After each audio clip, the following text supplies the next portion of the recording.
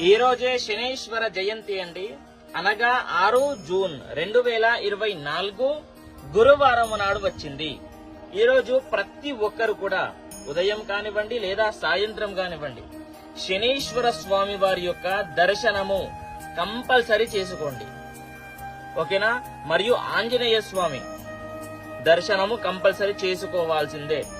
చూడండి, విశేష ఫలితం ఉంటుంది. చాలా మంది కూడా చాలా కష్టాలు అనుభవిస్తూ ఉంటారు. కంఫర్ట్ లైఫ్ ని అంటే లగ్జరీ లైఫ్ ని అనుభవించరు. చాలా మనశ్శాంతి ఉండదు. వాళ్ళందరికీ కూడా శనీశ్వర స్వామి వారి యొక్క అనుగ్రహము మీరు పొందారా?